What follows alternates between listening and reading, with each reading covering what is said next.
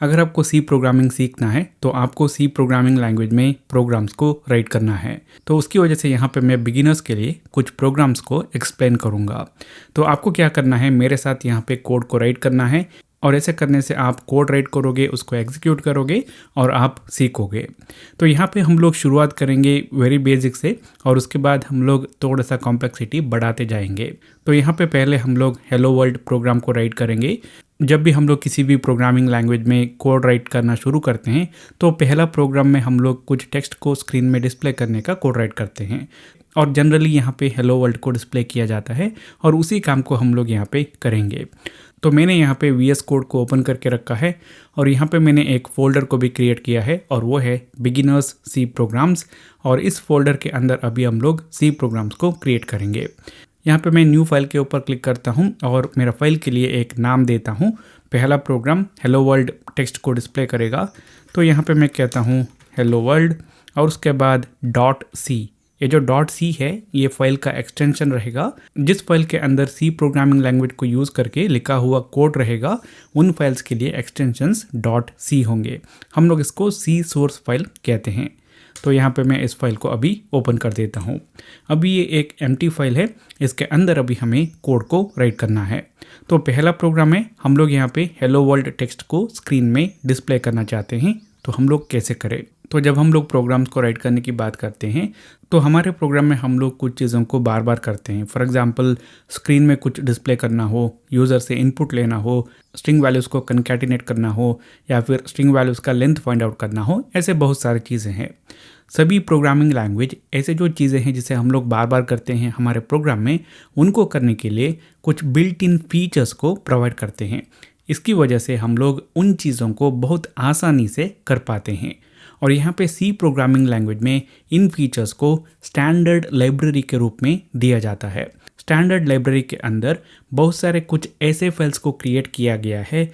उन फाइल्स को हमारे प्रोग्राम में इंक्लूड करने पर हमें कुछ स्पेसिफिक फीचर्स मिलते हैं और इन फाइल्स को हम लोग हेडर फाइल कहते हैं।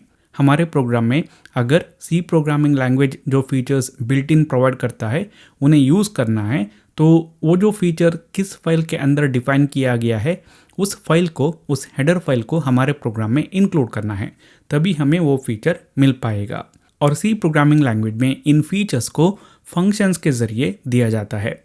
फंक्शन जो है ये बहुत सारे स्टेटमेंट्स का एक ग्रुप है जो एक स्पेसिफिक टास्क को करता है। फॉर एग्जांपल हमें कुछ डिस्प्ले करना है स्क्रीन में, तो बहुत सारी चीज़ें हमें करना पड़ेगा। उनके लिए जो भी इंस्ट्रक्शंस है उनको ग्रुप करके उनको एक नाम दिया गया है। तो उसकी वजह से अगर हमारे प्रोग्राम में कुछ डिस्प्ले करना है, प्रिंट करना है, तो हम लोग वो जो स्टेटमेंट्स है, ग्रुप ऑफ स्टेटमेंट्स है, उनको यूज़ कर सकते हैं। हमें बस उनके लिए जो नाम दिया गया है उसके ज़रिए उसको कॉल करना है और वो जो डिस्प्ले करने का काम है या फिर जो भी उसका काम है वो करते हैं। तो यहाँ पे इस प्रोग्राम में हम लोग क्या करना चाहते हैं, कुछ वैल्यू यहाँ पे स्क्रीन में डिस्प्ले करना चाहते हैं। तो उसकी वजह से हम लोग यहाँ पे क्या करेंगे, जो टेक्स्ट डिस्प्ले करने के लिए जो बिल्ट इन लाइब्रेरी फंक्शन है उसको इंक्लूड करेंगे हमारे प्रोग्राम में। तो यहाँ पे हो जाएगा stdio.h। यहाँ पे ये जो हैश इंक्लूड है इसको हम लोग प्री प्रोसेसर डायरेक्टिव कहते हैं और उसके बाद ये जो stdio.h जो है ये एक हेडर फाइल है। मतलब है कि यहाँ पे इस फाइल को हमारे प्रोग्राम में इंक्लूड करने पर हमें कुछ इनपुट और आउटपुट के फंक्शनैलिटीज़ मिलता है। और यहाँ पे क्योंकि हम लोग डिस्प्ले करना चाहते हैं या फिर प्रिंट करना चाहते हैं कुछ टेक्स्ट स्क्रीन में, तो हम लोग इसका इस्तेमाल कर सकते हैं। और यहाँ पे ये जो प्री प्रोसेसर डायरेक्टिव है हैश इंक्लूड, इसके ज़रिए हम एक प्रोग्राम जिसका नाम है प्री प्रोसेसर उसको कुछ इंस्ट्रक्शन दे रहे हैं। और ये जो प्रोग्राम प्री प्रोसेसर है ये कंपाइलेशन प्रोसेस से पहले होता है। ये प्रोग्राम कंपाइलेशन प्रोसेस से पहले रन होता है। ये बहुत सारे कुछ काम भी करता है और यहाँ पे हम लोग इस hash include pre processor directive के ज़रिए प्री प्रोसेसर को ये बता रहे हैं कि ये जो फाइल है जिसका नाम है stdio.h इसको हमारे प्रोग्राम में इंक्लूड करो। और इस फाइल को हमारे प्रोग्राम में इंक्लूड करने पर हमें डिस्प्ले करने का, इनपुट लेने का जो फंक्शंस है, जो फीचर्स है, उनकी एक्सेस मिलता है। तो यहाँ पे अभी हम लोग नेक्स्ट क्या करेंगे, हमारा जो प्रोग्राम है इसके लिए एक एंट्री पॉइंट को राइट करेंगे। तो उसके लिए हम लोग राइट करेंगे इंट मेन और अ पेयर ऑफ पैरेंथेसिस और a pair of curly braces. तो यहाँ पे जब भी हम लोग कोड करने की बात करते हैं तो सी प्रोग्रामिंग लैंग्वेज को पता होना चाहिए कि कहाँ से शुरू करें। यहाँ पे इस प्रोग्राम में सिर्फ एक ही फाइल है। अगर हमारा प्रोग्राम बड़ा है और बहुत सारे फाइल्स के अंदर हमने कोड लिखा है तो सी प्रोग्रामिंग लैंग्वेज को ये पता चलना चाहिए कि कहाँ से एग्जीक्यूट करना शुरू करें, और उसके लिए एक स्पेशल एंट्री पॉइंट को इस्तेमाल किया जाता है और वो है मेन। ये जो मेन है ये भी एक फंक्शन है, मतलब है कि ये एक नाम है जिसको कुछ ग्रुप ऑफ स्टेटमेंट्स के लिए दिया गया है। और सी प्रोग्रामिंग लैंग्वेज में ये एक स्पेशल फंक्शन है क्योंकि यहाँ से प्रोग्राम एग्जीक्यूट होना शुरू करता है। और यहाँ पे ये जो मैंने कर्ली ब्रेस यूज़ किया है इसको यूज़ करके हम लोग एक कोड ब्लॉक को फॉर्म कर सकते हैं, मतलब है कि बहुत सारे स्टेटमेंट्स को एक ग्रुप बना सकते हैं। और यहाँ पे अगर आप लोग देखोगे इन दो कर्ली ब्रेसेस के बीच में बहुत सारे स्टेटमेंट्स रहेंगे और इस ग्रुप को एक नाम दिया गया है और वो है मेन। और यहाँ पे ये जो पैरेंथेसिस है इसके अंदर अगर ये स्टेटमेंट्स जो काम करते हैं अगर उनके लिए हमें कुछ वैल्यू देना है तो हम लोग दे सकते हैं। यहाँ पे इस एग्जाम्पल में हम लोग वैल्यू नहीं दे रहे हैं। और उसके बाद यहाँ पे इंट है, इसका मतलब है कि ये जो फंक्शन मेन है ये कुछ काम करता है और वो काम करने के बाद अगर कुछ रिजल्ट प्रोड्यूस करता है तो उसको ये रिटर्न कर सकता है हमें। फंक्शन क्या है, बहुत सारे स्टेटमेंट्स का एक ग्रुप है जो कुछ काम करते हैं, कुछ स्पेसिफिक टास्क करते हैं। तो ये जो टास्क है इसके लिए हम लोग कुछ वैल्यूज़ दे सकते हैं। उसके ज़रिए हम लोग ये कह सकते हैं कि ये सब वैल्यूज़ है, इनके ऊपर काम करो और काम करने के बाद जो रिज़ल्ट है उसको मुझे वापस दो। और उसके लिए यहाँ पे इंट को लिखा गया है। इंट का मतलब है कि ये फंक्शन काम करने के बाद एक इंटीजर वैल्यू को रिटर्न करता है। ठीक है, तो अभी इस फंक्शन के अंदर हम लोग क्या करना चाहते हैं, हम लोग यहाँ पे कुछ टेक्स्ट डिस्प्ले करना चाहते हैं। तो उसके लिए हम लोग क्या करेंगे, जो फीचर ये जो stdio.h हेडर फाइल हमें प्रोवाइड करता है उसको यूज़ करेंगे और वो है printf। और यहाँ पे हमें लिखना है डबल कोट्स के अंदर कुछ टेक्स्ट। फॉर एग्जांपल मैं कहता हूँ हेलो वर्ल्ड। और उसके बाद हमें क्या करना है, यहाँ पे रिटर्न 0 लिखना है। वो इसलिए क्योंकि हम लोग इस फंक्शन को राइट करते वक्त ये कह रहे हैं कि ये इंटीजर वाले को रिटर्न करता है। तो यहाँ पे हम लोग लिखेंगे रिटर्न 0। 0 का मतलब है कि ये प्रोग्राम सक्सेसफुली रन हुआ। अगर यहाँ पे 0 के अलावा कुछ नॉन ज़ीरो वैल्यू होता है तो वो कुछ एरर मैसेज को इंडिकेट करता है। 0 का मतलब है कोई एरर नहीं है, प्रोग्राम सक्सेसफुली रन हुआ है। यहाँ पे ये जो printf मैंने लिखा है इसको अगर आप लोग देखोगे ये भी एक फंक्शन है, मतलब है कि जो प्रिंट करने के लिए जो भी काम करना है उसके लिए जो स्टेटमेंट्स है उनको लिखा गया है, उनका एक ग्रुप बनाया गया है और उसके लिए एक नाम दिया गया है और वो है printf। और ये जो हेलो वर्ल्ड हम लोग यहाँ पे पैरेंथेसिस के अंदर लिख रहे हैं ये क्या है, हम लोग ये कह रहे हैं कि ये टेक्स्ट है, इसको डिस्प्ले करो स्क्रीन में। और डिस्प्ले करने के लिए जो भी करना है वो सब इस printf फंक्शन के अंदर लिखा गया है। और वो क्या करता है, इस टेक्स्ट को लेता है, डिस्प्ले करने के लिए जो भी करना है वो करता है और उसके बाद ये कुछ वैल्यू रिटर्न भी करता है। ये क्या करता है, कितने कैरेक्टर्स को ये डिस्प्ले किया है उसको रिटर्न करता है। पर हम लोग यहाँ पे उस वैल्यू को यूज़ नहीं कर रहे हैं, उसको यहाँ पे इग्नोर कर रहे हैं। यहाँ पे इस स्टेटमेंट के ज़रिए हम लोग इस printf फंक्शन को कॉल कर रहे हैं, मतलब कुछ ग्रुप ऑफ स्टेटमेंट्स जिसके लिए एक नाम दिया गया है उसको हम लोग यहाँ पे इन्वोक कर रहे हैं, उसको कॉल कर रहे हैं। ठीक है, और फाइनली यहाँ पे हमने सेमीकोलन को यूज़ किया। इसको हम लोग एक स्टेटमेंट को एंड करने के लिए यूज़ करते हैं। सी प्रोग्रामिंग लैंग्वेज में एक स्टेटमेंट जो है ये कंप्यूटर को कुछ करने के लिए कहता है। फॉर एग्जांपल यहाँ पे ये जो printf फंक्शन है यहाँ पे ये कुछ करने के लिए बोल रहा है, ये बोल रहा है कि इसको डिस्प्ले करो, काम करने के लिए बोल रहा है। और यहाँ पे ये रिटर्न 0 है, मतलब है कि इसको रिटर्न करो, काम करने के लिए बोल रहा है। तो सी प्रोग्रामिंग लैंग्वेज में जो स्टेटमेंट्स है, इंस्ट्रक्शंस है, उसको हमें सेमीकोलन में एंड करना है। और ये सेमीकोलन यहाँ पे ये इंडिकेट करता है कि ये जो इंस्ट्रक्शन है ये यहाँ पे ख़त्म होता है। ठीक है, तो अभी हमने ये प्रोग्राम लिखा है, अभी हम लोग इसको रन करके देखेंगे। और यहाँ पे मैं GCC कंपाइलर को सेलेक्ट करता हूँ और यहाँ पे हमें टर्मिनल में अभी आउटपुट देखने को मिलेगा और ये कहेगा हेलो वर्ल्ड। तो ये एक सिंपल सा प्रोग्राम है, अभी हमने यहाँ पे लिखा है।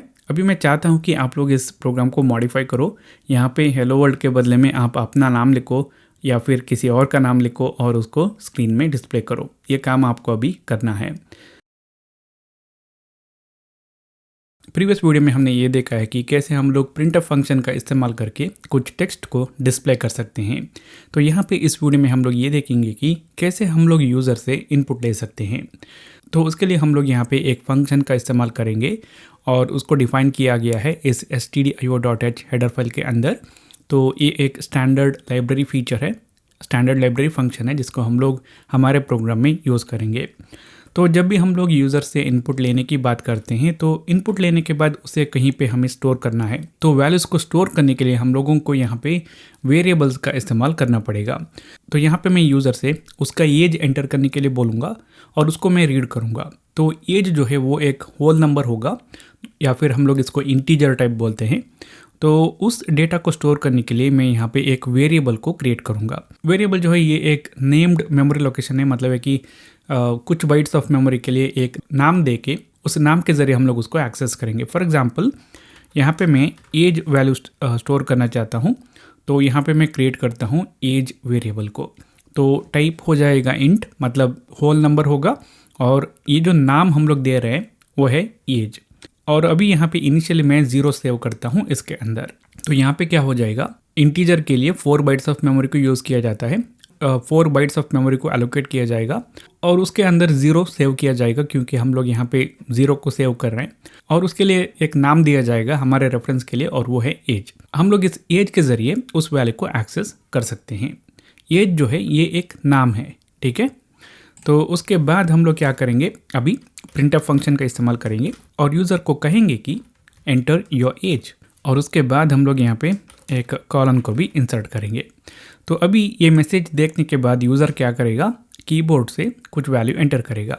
हमें क्या करना है, उसको रीड करना है और उसको यहाँ पे इस एज वेरिएबल के अंदर स्टोर करना है। तो उसके लिए हम लोग यूज़ करेंगे scanf फंक्शन को। जैसे ये printf है उसी तरह scanf है। printf हम लोग कह सकते हैं कि प्रिंट इन अ फॉर्मेटेड वे, उसी तरह scanf के लिए हम लोग ये कह सकते हैं कि स्कैन फॉर्मेटेड। यहाँ पे हम लोग कुछ फॉर्मेट स्पेसिफाई करेंगे। तो ये फंक्शन उस फॉर्मेट में डेटा को स्कैन करेगा इनपुट स्ट्रीम से और उसके बाद उसको कुछ मेमोरी लोकेशन के अंदर सेव करेगा। तो यहाँ पे पहले किस फॉर्मेट में डेटा आएगा उसे हमें स्पेसिफाई करना है, क्योंकि यहाँ पे हम लोग इंटीजर वैल्यू को रीड करना चाहते हैं। तो यहाँ पे फॉर्मेट हो जाएगा %d। इस %d ये जो है इसको हम लोग फॉर्मेट स्पेसिफायर बोलते हैं, जो स्पेसिफाई करेगा कि फॉर्मेट कुछ इस तरह है। यहाँ पे d जो है वो इंटीजर डेटा के लिए यूज़ किया जाता है। और उसके बाद हमें यहाँ पे स्पेसिफाई करना है कि कहाँ पे जो डेटा रीड किया जाएगा उसको स्टोर करना है, किस मेमोरी लोकेशन के अंदर। तो उसके लिए हम लोग कहेंगे कि ये जो एज वेरिएबल जिस मेमोरी लोकेशन पे मैप्ड है वहाँ पे स्टोर करना है। तो मैं यहाँ पे कहता हूँ ये जो एज वेरिएबल का मेमोरी लोकेशन जो भी है वहाँ पे। तो यहाँ पे ये जो scanf फंक्शन है इसके लिए हमें जो भी वेरिएबल है जहाँ पे हम लोग वैल्यू सेव करना चाहते हैं उसका मेमोरी एड्रेस को देना पड़ेगा। उसके लिए हम लोग यहाँ पे यूज़ करते हैं एम्परसैंड ऑपरेटर को, इसको एड्रेस ऑफ ऑपरेटर भी कहा जाता है। तो ये फंक्शन अभी क्या करेगा, इनपुट स्ट्रीम से इंटीजर टाइप ऑफ डेटा को स्कैन करेगा और उसको रीड करके ये जो एज वेरिएबल का जो भी मेमोरी लोकेशन है वहाँ पे सेव करेगा। उसकी वजह से क्या हो जाएगा, एज वेरिएबल के अंदर यूज़र ने जो भी एंटर किया है वो नंबर रहेगा। तो फाइनली हमें यहाँ पे क्या करना है, प्रिंटफ फंक्शन को फिर से इस्तेमाल करना है और जो भी वैल्यू यूज़र ने एंटर किया है जो अभी एज वेरिएबल के अंदर है उसको डिस्प्ले करना है। तो अभी यहाँ पे कहेंगे कि योर एज इज़, और उसके बाद मैं कॉलन यूज़ करता हूँ और उसके बाद यहाँ पे मैं जो टेक्स्ट डिस्प्ले करना चाहता हूँ उसको भी फॉर्मेट करना चाहूँगा। तो यहाँ पे मैं कहूँगा कि योर एज इज़ और उसके बाद ये जो एज वेरिएबल के अंदर वैल्यू है वो। तो उसके लिए मैं यहाँ पे यूज़ करता हूँ %d। यहाँ पे जैसे हम लोग scanf में कह रहे हैं कि ये फॉर्मेट में डेटा है, उसी तरह हम लोग यहाँ पे इस फॉर्मेट स्पेसिफायर को यूज़ करके कह रहे हैं कि ये फॉर्मेट में डेटा रहेगा यहाँ पे। तो अभी यहाँ पे ये जो फॉर्मेट स्पेसिफायर यूज़ किया है या फिर ये जो प्लेस होल्डर हमने यूज़ किया है इसके लिए हमें वैल्यू देना है यहाँ पे। वो वैल्यू कहाँ पे आएगा, वो वैल्यू आ जाएगा एज वेरिएबल से। अगर आप लोग चाहते हैं तो फॉर एग्जांपल यहाँ पे कुछ वैल्यू स्पेसिफाई करके भी देख सकते हैं, फॉर एग्जांपल 65 कुछ इस तरह। जो भी यहाँ पे यूज़ करते हैं ये जो प्लेस होल्डर रहेंगे उनके लिए हमें वैल्यू देना है बाद में। तो अभी हम लोग कह रहे हैं कि ये जो वैल्यू है इस प्लेस होल्डर के लिए वो आ जाएगा एज वेरिएबल के अंदर जो भी वैल्यू है वो। ठीक है, बस हो गया सिंपल सा प्रोग्राम। अभी हम लोग इसको रन करके देखेंगे। तो यहाँ पे अभी ये कह रहा है कि एंटर योर एज, मैं एंटर करता हूँ मेरा एज और उसके बाद एंटर बटन प्रेस करता हूँ तो ये कहता है योर एज इज़, और उसके बाद जो भी नंबर मैंने एंटर किया है उसको डिस्प्ले करता है। तो अभी यहाँ पे हम लोग बात करेंगे कुछ मिस्टेक्स के बारे में जो बिगिनर्स करते हैं। ज़्यादातर यहाँ पे बिगिनर्स ये जो स्कैनएफ फंक्शन है इसको यूज़ करते वक्त वेरिएबल का जो मेमोरी एड्रेस है उसको स्पेसिफाई करना भूल जाते हैं। यहाँ पे वो लोग सिर्फ एज कुछ इस तरह लिखते हैं। यहाँ पे स्कैनएफ फंक्शन को कुछ इस तरह डिज़ाइन किया गया है कि हमें यहाँ पे मेमोरी एड्रेस को प्रोवाइड करना है। अगर आपको जानना है तो आपको functions, pass by value, pass by reference, इन सब चीज़ों के बारे में जानना होगा। तो बाद में किसी और वीडियो में हम लोग इसके बारे में भी बात करेंगे। तो अभी आपको याद रखना है कि स्कैनएफ फंक्शन में डेटा रीड करके वेरिएबल के अंदर स्टोर करते वक्त हमें वेरिएबल के एड्रेस को प्रोवाइड करना है। उसके लिए हमें एम्परसेंड सिंबल को यूज़ करना है, पर प्रिंटएफ के साथ ऐसा नहीं करना है क्योंकि हम लोग वैल्यू जो है उसको डिस्प्ले कर रहे हैं, तो ऐसे करने की ज़रूरत नहीं है।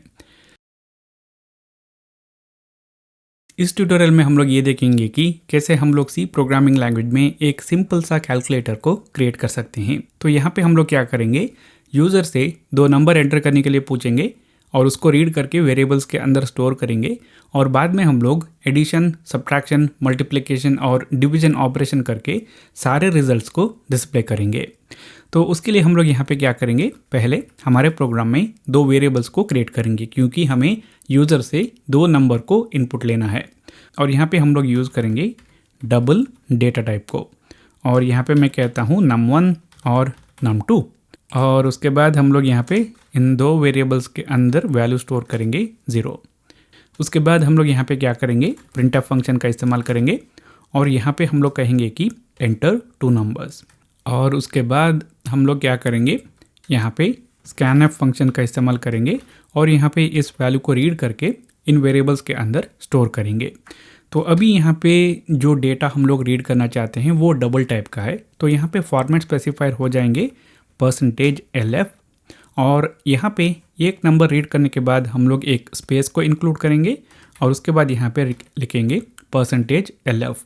तो यहाँ पे ये जो स्पेस मैंने डाला है इन दो फॉर्मेट स्पेसिफायर के बीच में, ये कितने भी न्यू लाइन्स यूज़र एंटर करता है या फिर कितने भी स्पेस एंटर करता है दो वैल्यूज़ के बीच में, उन सब को मैच करेगा। और उसके बाद हम लोगों को यहाँ पे इन दो वेरिएबल्स के अंदर वैल्यू स्टोर करना है, तो उन दो वेरिएबल्स के मेमोरी एड्रेस को यहाँ पे प्रोवाइड करना है और उसके लिए हम लोग यूज़ करेंगे एड्रेस ऑफ ऑपरेटर को। तो यहाँ पे हो जाएगा एड्रेस ऑफ num1 और उसके बाद एड्रेस ऑफ num2। ओके, तो अभी यहाँ पे हमारे पास दो नंबर्स है। अभी हम लोग क्या करेंगे, इन दो नंबर्स को यूज़ करके अरिथमेटिक ऑपरेशंस करेंगे, एडिशन, सब्ट्रैक्शन, मल्टीप्लिकेशन और डिवीजन, और उसके बाद रिजल्ट को डिस्प्ले करेंगे। तो हम लोग यहाँ पे क्या करेंगे, प्रिंटएफ फंक्शन का इस्तेमाल करेंगे और यहाँ पे हम लोग कुछ फॉर्मेट में डेटा डिस्प्ले करेंगे। फॉर एग्जांपल यहाँ पे मैं कहता हूँ %lf plus %lf equal to %lf, उसके बाद एक न्यू लाइन भी इंसर्ट करेंगे। तो आपने यहाँ पे सोचा होगा कि यहाँ पे क्या वैल्यूज़ आएंगे। पहले यहाँ पे num1 वेरिएबल का वैल्यू आएगा और उसके बाद num2 वेरिएबल का वैल्यू आएगा, और उसके बाद हमें क्या करना है, num1 प्लस num2 करके जो रिज़ल्ट है उसको प्रोवाइड करना है तीसरे ये जो फॉर्मेट स्पेसिफायर है उसके लिए। तो यहाँ पे मैं पैरेंथेसिस को यूज़ करके इस कैलकुलेशन को ग्रुप करता हूँ। तो हम लोग यहाँ पे लिखेंगे num1 प्लस num2 कुछ इस तरह, ठीक है। तो अभी यहाँ पे ये क्या करेगा, एडिशन ऑपरेशन करके उसका रिजल्ट यहाँ पे डिस्प्ले करता है। अगर यूज़र एंटर करता है 10 और 20 तो ये डिस्प्ले करेगा 10 + 20 = 30। तो उसके बाद यहाँ पे मैं इसको कॉपी करता हूँ और सब्ट्रैक्शन, मल्टीप्लिकेशन और डिवीजन के लिए इसको पेस्ट करता हूँ। तो अभी यहाँ पे हम लोग करेंगे माइनस, और यहाँ पे हमें करना है num1 माइनस num2, और उसके बाद मल्टीप्लिकेशन करेंगे तो यहाँ पे हो जाएगा num1 मल्टीप्लाइड बाय num2। पर यहाँ पे अभी नेक्स्ट हम लोग क्या करना चाहते हैं वो है डिवीजन ऑपरेशन। पर डिवीजन ऑपरेशन करते वक्त हमें एक चीज़ को याद रखना है, वो है कि हम लोग डिवाइड बाय 0 नहीं कर सकते। तो हमें यहाँ पे उसके लिए क्या करना है, इसके लिए एक चेक रखना है। अगर num2 0 यूज़र ने एंटर किया है तो हम लोग एक मैसेज डिस्प्ले करेंगे, कहेंगे कि डिवाइड बाय 0 सिचुएशन है, डिवाइड नहीं कर सकते, नहीं तो हम लोग डिवाइड करके जो रिजल्ट है उसको डिस्प्ले करेंगे। तो उसके लिए हम लोग यहाँ पे यूज़ करेंगे इफ़ कंडीशनल स्टेटमेंट को, और इसके ज़रिए हम लोग ये चेक करेंगे कि क्या num2 वेरिएबल के अंदर 0 है। तो उसके लिए यहाँ पे हो जाएगा condition num2 double equal to और उसके बाद 0.0। अगर ऐसी बात है तो हम लोग यहाँ पे printf फंक्शन को यूज़ करके हम लोग कहेंगे कि डिवाइड बाय 0 सिचुएशन, और उसके बाद हम लोग यहाँ पे एल्स ब्लॉक का इस्तेमाल करेंगे। और अभी हम लोग क्या करेंगे, अगर ये num2 के अंदर 0 नहीं है तो हम लोग डिवाइड करेंगे और जो रिज़ल्ट है उसको डिस्प्ले करेंगे। तो यहाँ पे ये जो एडिशन के लिए जो printf स्टेटमेंट हमने कॉपी किया है उसको मैं यहाँ पे पेस्ट करता हूँ, और यहाँ पे हम लोग डिस्प्ले करेंगे डिवीज़न ऑपरेटर को, और यहाँ पे हम लोग करेंगे num1 डिवाइडेड बाय num2। ठीक है, कुछ इस तरह। तो अभी यहाँ पे डिवाइड करते वक्त हम लोग ये चेक कर रहे हैं कि क्या num2 वेरिएबल के अंदर 0 है। अगर ऐसी बात है तो डिवाइड नहीं कर सकते, नहीं तो हम लोग डिवाइड करके रिज़ल्ट को डिस्प्ले कर रहे हैं। ठीक है, तो अभी मैं इस प्रोग्राम को सेव करके मैं इसको रन करता हूँ। तो यहाँ पे ये कहता है एंटर 2 नंबर्स, तो मैं एंटर करता हूँ 24.35 और उसके बाद 66.85, और यहाँ पे मैं 2 नंबर्स के बीच में स्पेस को ऐड किया है, और उसके बाद यहाँ पे एंटर बटन प्रेस करता हूँ तो यहाँ पे हमें रिज़ल्ट देखने को मिलता है। तो एडिशन करने का, सब्ट्रैक्शन, मल्टीप्लिकेशन और डिवीज़न करने का रिज़ल्ट यहाँ पे देखने को मिल रहा है। तो अभी मैं इस प्रोग्राम को दोबारा रन करता हूँ, और इस बार मैं एंटर करता हूँ num1 के लिए 99 को, और num2 के लिए मैं यहाँ पे 0 एंटर करता हूँ। अभी यहाँ पे एंटर बटन प्रेस करता हूँ तो एडिशन, सब्ट्रैक्शन, मल्टीप्लिकेशन करता है, पर 0 के लिए कहता है डिवाइड बाय 0 सिचुएशन।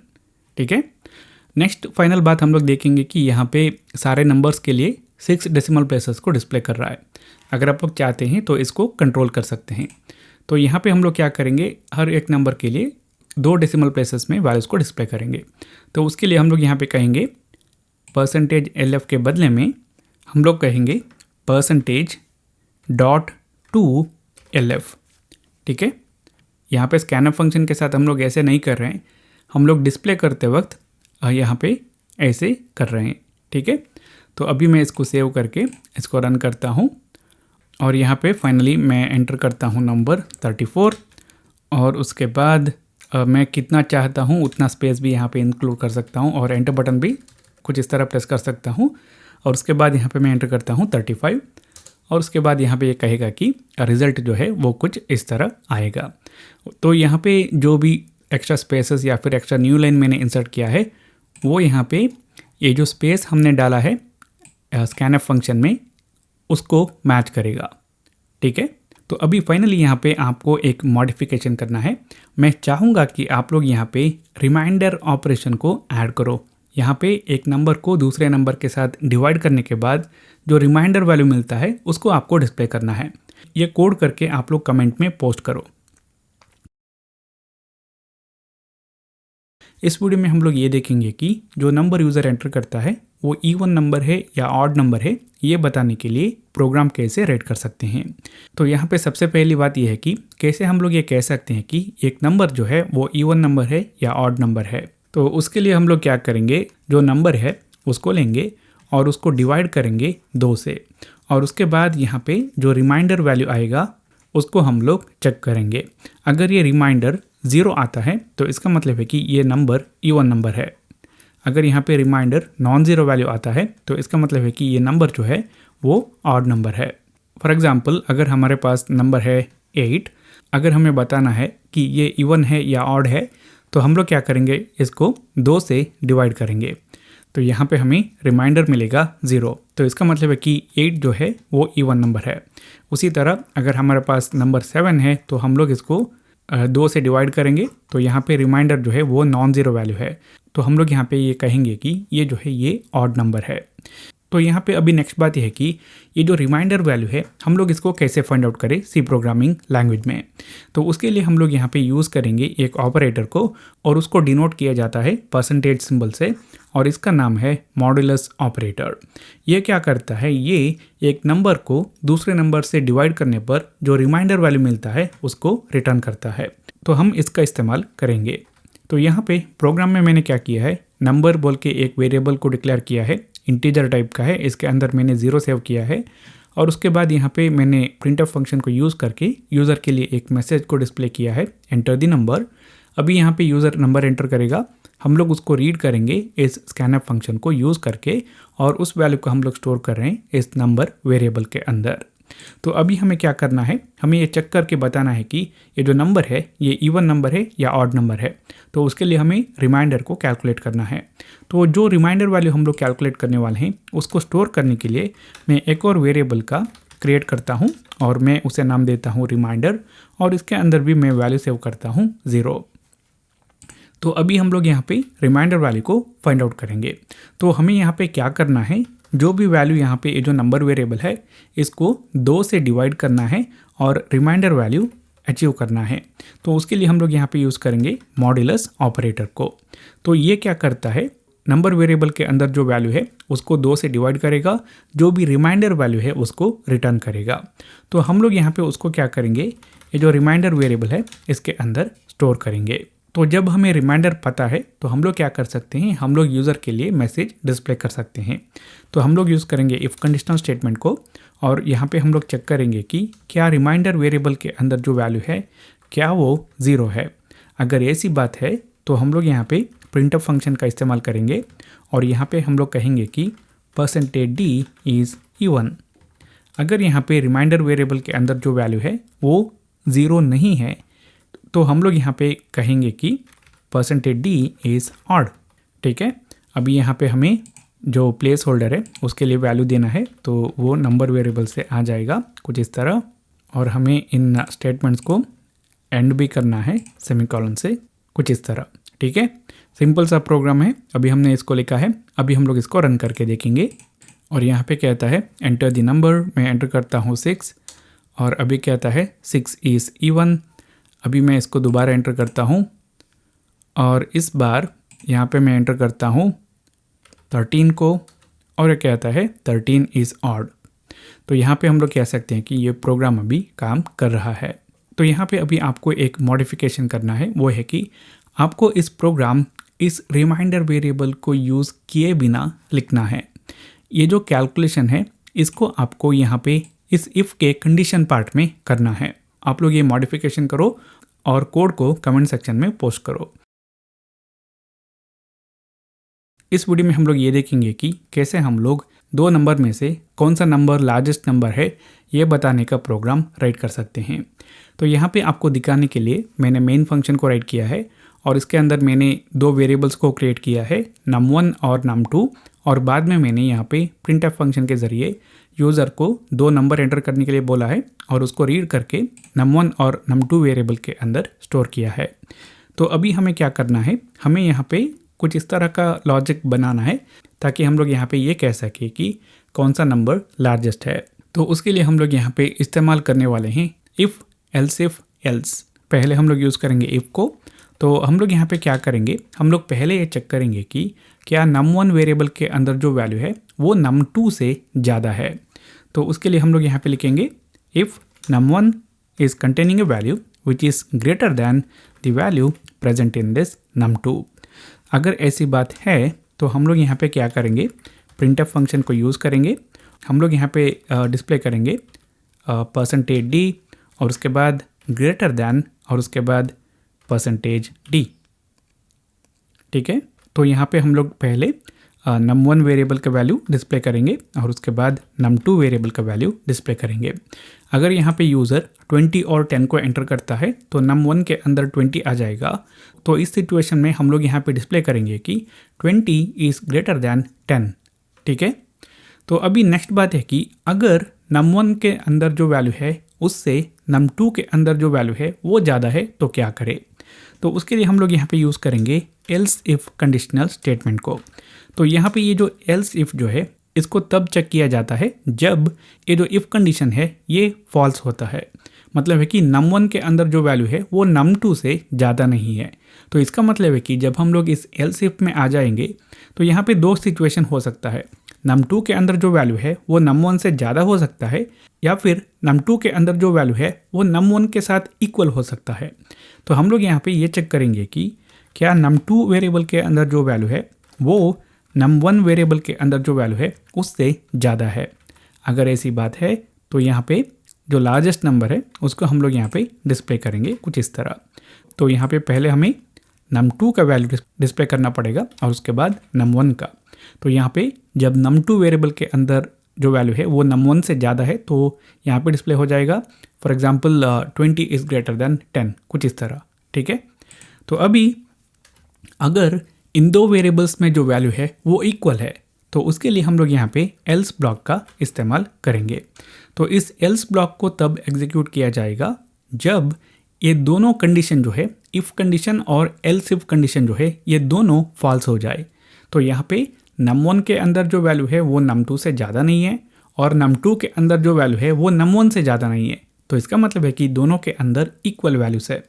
तो हम लोग यहाँ पे यूज़ करेंगे प्रिंटफ स्टेटमेंट को और उसके ज़रिए हम लोग यहाँ पे इस मैसेज को डिस्प्ले करेंगे। तो हम लोग कहेंगे %d is equal to %d और उसके बाद हम लोग यहाँ पे num1 और num2 वेरिएबल के अंदर जो वैल्यू है उसको डिस्प्ले कर सकते हैं।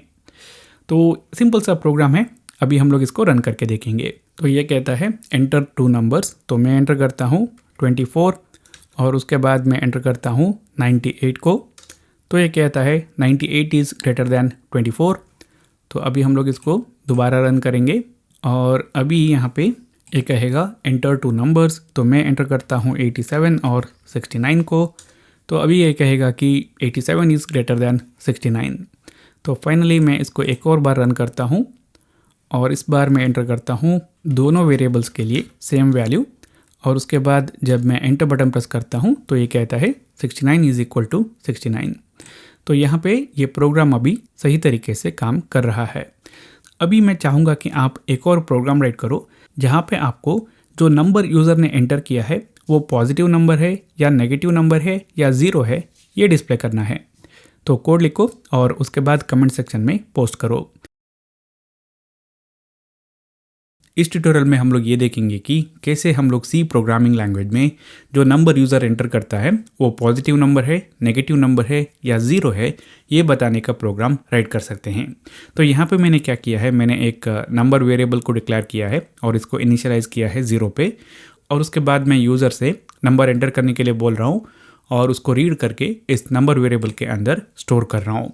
तो अभी हमें क्या करना है, ये पॉजिटिव है, नेगेटिव है, ज़ीरो है, ये बताना है और हम लोग यहाँ पे इस्तेमाल करेंगे इफ़ एल्स को। तो हम लोग यूज़ करेंगे इफ़ को और यहाँ पे कंडीशन हो जाएगा कि अगर यहाँ पे नंबर वेरिएबल के अंदर जो वैल्यू है क्या वो 0 से ज़्यादा है।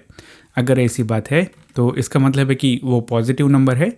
तो हम लोग यहाँ पे प्रिंटफ फंक्शन का इस्तेमाल करेंगे और यहाँ पे हम लोग कहेंगे कि %d is a positive number. Okay, और उसके बाद हम लोग चेक करेंगे कि क्या ये नंबर वेरिएबल के अंदर जो वैल्यू है वो 0 से कम है।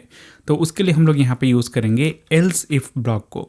अगर हम लोग चाहते हैं तो इफ़ को भी यूज़ कर सकते हैं, पर अगर आप लोग एल्स इफ़ यूज़ करोगे तो थोड़ा सा बेहतर होगा आपका प्रोग्राम, क्योंकि एल्स इफ़ को तब चेक किया जाता है अगर ये इफ़ कंडीशन फेल होता है। अगर ये इफ़ कंडीशन ट्रू होता है तो एल्स इफ़ को चेक नहीं किया जाएगा। अगर हम लोग यहाँ पे सिर्फ इफ़ का इस्तेमाल करते हैं, ये कंडीशन चेक करने के बाद इसको भी चेक किया जाएगा, पर हमें ऐसा नहीं चाहिए, क्योंकि एक बार जब हमें पता है कि नंबर 0 से ज़्यादा है तो उसको दोबारा चेक करने की ज़रूरत नहीं है कि क्या वो 0 से कम है। ठीक है, तो उसकी वजह से हम लोग यहाँ पे यूज़ करेंगे एल्स इफ़ और अभी ये कंडीशन ये हो जाएगा कि अगर ये नंबर वेरिएबल के अंदर जो वैल्यू है क्या वो 0 से कम है। और अगर ऐसी बात है तो हम लोग यहाँ पे कहेंगे कि number is a negative number, %d is a negative number. और यहाँ पे मुझे ये जो प्रिंटफ फंक्शन में मैंने %d यूज़ किया है उसके लिए वैल्यू देना है जो आएगा नंबर वेरिएबल से, दोनों जगह करना है। ठीक है, तो अभी नेक्स्ट बात यह है कि अगर ये नंबर वेरिएबल के अंदर जो वैल्यू है वो 0 से ज़्यादा भी नहीं है और 0 से कम भी नहीं है, तो इसका मतलब क्या है, वो 0 है। तो उसके लिए हम लोग यहाँ पे यूज़ करेंगे एल्स ब्लॉक को। तो हम लोग यहाँ पे कहेंगे %d इज़ 0 और हम लोग यहाँ पे नंबर वेरिएबल के अंदर जो वैल्यू है उसको डिस्प्ले करेंगे। ठीक है, तो सिंपल सा प्रोग्राम है। अभी हम लोग इसको रन करके देखेंगे और अभी यहाँ पे ये कहेगा एंटर द नंबर। मैं एंटर करता हूँ -69 को और ये कहता है ये एक नेगेटिव नंबर है। अभी मैं इसको दोबारा रन करता हूँ और इस बार मैं एंटर करता हूँ 69 पॉजिटिव। अब ये कहता है पॉजिटिव नंबर है। और फाइनली एक और बार रन करेंगे और यहाँ पे अभी मैं एंटर करूँगा 0 को। तो अभी ये कहेगा कि 0 इज़ 0। तो ये प्रोग्राम अभी यहाँ पे प्रॉपरली काम कर रहा है। इस ट्यूटोरियल में हम लोग ये देखेंगे कि कैसे हम लोग सी प्रोग्रामिंग लैंग्वेज में 1 से लेके n नंबर के बीच में जो भी नंबर्स है उनको डिस्प्ले करने का प्रोग्राम राइट कर सकते हैं। और अंत में हम लोग यहाँ पे क्या क्या मॉडिफिकेशन कर सकते हैं इस प्रोग्राम में, वो सब देखेंगे। तो यहाँ पे ये प्रोग्राम कुछ इस तरह रन करेगा कि हम लोग पहले यूज़र से जो n है उसको एंटर करने के लिए बोलेंगे। फॉर एग्जांपल अगर यूज़र एंटर करता है 25, तो हमारा प्रोग्राम जो है वो 1 से 25 तक जो भी नंबर्स है उन सब को डिस्प्ले करेगा। तो यहाँ पे इसको राइट करने के लिए मैंने क्या किया है, एक वेरिएबल को डिक्लेयर किया है और उसका नाम है n। और बाद में मैं यूज़र से ये नंबर एंटर करने के लिए यहाँ पे बोल रहा हूँ और उसको रीड करके इस वेरिएबल के अंदर स्टोर कर रहा हूँ। तो अभी हमें क्या करना है, अगर यूज़र 25 एंटर करता है 1 से लेके 25 तक जाना है और वैल्यूज़ को डिस्प्ले करना है। तो इस सिचुएशन में हम लोग लूप का इस्तेमाल कर सकते हैं। तो यहाँ पे मैं यूज़ करूँगा फॉर लूप को और यहाँ पे हमें एक लूप काउंटर वेरिएबल की ज़रूरत है जो लूप का जो काउंट है उसको ट्रैक करेगा। तो उसके लिए यहाँ पे मैं यूज़ करता हूँ आई को और हम लोग इसको इनिशियलाइज़ करेंगे 1 से, क्योंकि हम लोग 1 से जो भी n है वहाँ तक के नंबर्स को डिस्प्ले करना चाहते हैं। तो नेक्स्ट बात है कि हम लोग कब तक इस फॉर लूप को रन करना चाहते हैं। और यहाँ पे जब तक ये आई वेरिएबल के अंदर जो भी वैल्यू रहेगा वो n से लेस देन और इक्वल रहेगा, हम लोग यहाँ पे इस लूप को रन करना चाहते हैं। तो उसके बाद हर एक इटरेशन में हम लोग क्या करना चाहते हैं, आई वेरिएबल के अंदर जो वैल्यू है उसको इंक्रीमेंट करना चाहते हैं। तो उसके बाद हम लोग इस फॉर लूप के अंदर क्या करना चाहते हैं, जो भी वैल्यू ये आई वेरिएबल में रहेगा उसको डिस्प्ले करना चाहते हैं। तो यहाँ पे मैं यूज़ करूँगा प्रिंटफ फंक्शन को और हम लोग यहाँ पे लिखेंगे %d और उसके बाद यहाँ पे मैं एक स्पेस को इंसर्ट करता हूँ और यहाँ पे हम लोग आई वेरिएबल के अंदर जो वैल्यू है उसको रेफ़र करेंगे कुछ इस तरह। सिंपल सा प्रोग्राम है। हम लोग फॉर लूप को यूज़ करके 1 से लेके जो भी नंबर यूज़र ने एंटर किया है वहाँ तक इटरेट करेंगे और आई वेरिएबल के वैल्यू को यहाँ पे डिस्प्ले करेंगे।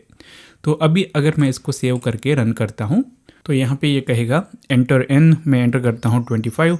तो ये क्या करेगा, 1 से लेके 25 के बीच में जो भी नंबर्स हैं उनको यहाँ पे डिस्प्ले करेगा। तो अभी यहाँ पे हम लोग बात करेंगे कैसे हम लोग इसको मॉडिफाई कर सकते हैं उस चीज़ के बारे में। फॉर एग्जांपल यहाँ पे ये प्रोग्राम जो है ये 1 से स्टार्ट कर रहा है और जो भी वैल्यू यहाँ पे यूज़र एंटर किया है n के लिए उस नंबर के बीच में जो भी नंबर्स है उसको डिस्प्ले कर रहा है। यहाँ पे मैं चाहता हूँ कि यूज़र एक स्टार्ट नंबर स्पेसिफाई करे और एक एंड नंबर स्पेसिफाई करे और ये प्रोग्राम उनके बीच में जो नंबर्स है उनको डिस्प्ले करे। तो अभी आपको क्या करना है, इस वीडियो को यहीं पे पॉज करना है और इस मॉडिफिकेशन को करना है। बाद में आप लोग इस वीडियो को रन कीजिए, मैं भी ये मॉडिफिकेशन करूँगा। ठीक है, अभी मुझे लगता है कि आपने यहाँ पे ये मॉडिफिकेशन किया है तो हम लोग इसको करेंगे। तो यहाँ पे वेरिएबल में मैं क्या करूँगा, मैं एक वेरिएबल को क्रिएट करता हूँ और उसको मैं नाम देता हूँ स्टार्ट नम और इसके अंदर मैं वैल्यू सेव करता हूँ 0 और उसके बाद मैं एक और वेरिएबल को क्रिएट करता हूँ, उसको मैं नाम देता हूँ एंड नम और इसके अंदर भी मैं वैल्यू सेव कर देता हूँ 0। तो अभी यहाँ पे हम लोग यूज़र से पूछते वक्त हम लोग कहेंगे 2 नंबर एंटर करो, स्टार्ट नम और एंड नम। तो यहाँ पे मैं कहता हूँ enter start num and and num. Okay, अभी यूज़र 2 नंबर एंटर करेगा, हमें उसको रीड करना है और इन 2 वेरिएबल्स के अंदर स्टोर करना है। तो यहाँ पे हो जाएगा start num and and num और यहाँ पे फॉर्मेट स्पेसिफायर देते वक्त हमें यहाँ पे एक नंबर होने के बाद एक स्पेस को यूज़ करना है और उसके बाद हम लोग दूसरे नंबर को स्पेसिफाई करेंगे। यहाँ पे ये जो स्पेस मैं डाल रहा हूँ इन 2 नंबर्स के बीच में इस फॉर्मेट में, ये क्या करेगा, अगर यूज़र इनपुट देते वक्त यूज़र कितना भी स्पेस डाले या फिर कितना भी न्यू लाइन कोड डाले उन सबको मैच करेगा। और अभी ये क्या करेगा, ये 2 नंबर को रीड करके स्टार्ट नम और एंड नम के अंदर सेव करेगा। तो अभी हमें क्या करना है, इस फॉर लूप को 1 से नहीं, जो स्टार्ट नम है वहाँ से शुरू करना है और एंड नम है वहाँ तक रन करना है। तो उसके लिए हम लोग यहाँ पे 1 के बदले में लिखेंगे स्टार्ट नम और उसके बाद यहाँ पे लिखेंगे एंड नम। ठीक है, बस अभी अगर मैं इस प्रोग्राम को सेव करके इसको रन करता हूँ तो यहाँ पे कहेगा enter start num and and num. तो मैं एंटर करता हूँ 10 और मैं एंटर करूँगा 36। यहाँ पे दो नंबर्स के बीच में मैं स्पेस को ऐड कर रहा हूँ। उसके बाद अगर मैं एंटर बटन प्रेस करता हूँ तो अभी हम लोग देख सकते हैं 10 से लेके 36 के बीच में जो भी नंबर्स है उन सबको यहाँ पे डिस्प्ले कर रहा है। तो अभी यहाँ पे मैं इसके साथ कुछ नहीं हूँ, मुझे और भी थोड़ा सा मॉडिफिकेशन करना है। तो यहाँ पे अभी मैं चाहता हूँ कि ये जो स्टार्ट नंबर है और ये जो एंड नंबर है इनके बीच में जो इवन नंबर्स है सिर्फ उनको ही डिस्प्ले करे। तो उसके लिए हम लोग क्या कर सकते हैं, तो अभी आपको फिर से इस वीडियो को पॉज करना है और इस मॉडिफिकेशन को करना है और बाद में आप लोग कंटिन्यू कर सकते हैं। ठीक है, अभी मुझे लगता है कि आपने मॉडिफिकेशन किया है, तो हम लोग ये मॉडिफिकेशन यहाँ पे करेंगे। तो यहाँ पे अगर मुझे सिर्फ इवन नंबर को डिस्प्ले करना है तो नंबर को डिस्प्ले करते वक्त मुझे बस ये चेक करना पड़ेगा कि क्या ये नंबर आई जो है क्या ये इवन नंबर है। अगर ऐसी बात है तो मैं इसको डिस्प्ले करूँगा, नहीं तो मैं इसको डिस्प्ले नहीं करूँगा। तो उसके लिए हम लोग यहाँ पे इफ़ कंडीशनल स्टेटमेंट का इस्तेमाल करेंगे और यहाँ पे हम लोग ये चेक करेंगे कि जो भी वैल्यू आई के अंदर है क्या वो इवन नंबर है। तो ये चेक करने के लिए हम लोग क्या करेंगे, मैं यहाँ पे पैरेंथेसिस को यूज़ करके कैलकुलेशन को ग्रुप करता हूँ। हम लोग करेंगे आई मॉडुलस ऑपरेटर 2। तो आई के अंदर जो भी वैल्यू है उसको 2 से डिवाइड करेंगे और जो रिमाइंडर वैल्यू आएगा उसको हम लोग चेक करेंगे क्या वो 0 है। अगर ऐसी बात है तो हम लोग नंबर को डिस्प्ले करेंगे, नहीं तो हम लोग इसको डिस्प्ले नहीं करेंगे। ठीक है, अभी अगर मैं इसको सेव करके रन करता हूँ और अभी यहाँ पे मैं एंटर करता हूँ 1 और 24, तो यहाँ पे देख सकते हैं 2, 4, 6, 8, 10, 12, 14 अप टू 24 सारे इवन नंबर्स है। तो अभी आप इसको ऑड नंबर के लिए कीजिए और बाद में आप लोगों को हर एक नंबर इवन है या ऑड है ये बताने का भी प्रोग्राम यहाँ पे मॉडिफाई करना है। मैं उम्मीद करूँगा कि आप लोग ये मॉडिफिकेशन करोगे और करने के बाद जो कोड है उसको आप कमेंट सेक्शन में पोस्ट कीजिए। अगर कुछ आपको डाउट है तो उसको भी पोस्ट कीजिए। इस वीडियो में हम लोग ये देखेंगे कि कैसे हम लोग सी प्रोग्रामिंग लैंग्वेज में लार्जेस्ट ऑफ 3 नंबर्स को फाइंड आउट करने के लिए प्रोग्राम राइट कर सकते हैं। यूज़र यहाँ पे 3 नंबर्स को एंटर करेगा और हमें डिस्प्ले करना है कि कौन सा नंबर लार्जेस्ट है। तो यहाँ पे हम लोग क्या करेंगे, 3 वेरिएबल्स को लेंगे, उनके अंदर वैल्यूज़ को स्टोर करेंगे। फॉर एग्जांपल num1 के अंदर 10 है, num2 के अंदर 20 है और num3 के अंदर 30 है। तो हम लोग लॉजिक कुछ इस तरह फॉर्म करेंगे कि हम लोग पहले एज्यूम करेंगे कि किसी भी एक वेरिएबल में जो वैल्यू है वो लार्जेस्ट है। फॉर एग्जांपल मैं क्या करूँगा, मैं एक वेरिएबल को क्रिएट करूँगा और उसे मैं नाम दूंगा लार्जेस्ट और यहाँ पे मैं एज्यूम करूँगा कि num1 वेरिएबल के अंदर जो वैल्यू है वो लार्जेस्ट है। उसके बाद मैं क्या करूँगा, ये जो num2 वेरिएबल के अंदर जो वैल्यू है उसको कंपेयर करूँगा, क्या num2 वेरिएबल के अंदर जो वैल्यू है क्या वो लार्जेस्ट वेरिएबल के अंदर जो वैल्यू हमने स्टोर किया है उससे ज़्यादा है। अगर ऐसी बात है तो हम लोग ये कहेंगे कि largest is equal to num2 और उसके बाद हम लोग क्या करेंगे, ये जो num3 वेरिएबल के अंदर जो वैल्यू है उसको इस लार्जेस्ट वेरिएबल के अंदर जो वैल्यू है उसके साथ कंपेयर करेंगे। तो हम लोग ये चेक करेंगे कि क्या num3 वेरिएबल के अंदर जो वैल्यू है क्या वो लार्जेस्ट वेरिएबल के अंदर जो वैल्यू है उससे ज़्यादा है। अगर ऐसी बात है तो हम लोग ये कहेंगे कि लार्जेस्ट इक्वल टू num3 और ऐसे करने पर अंत में हमारे पास इस लार्जेस्ट वेरिएबल के अंदर जो भी लार्जेस्ट वैल्यू है वो हमें मिलेगा।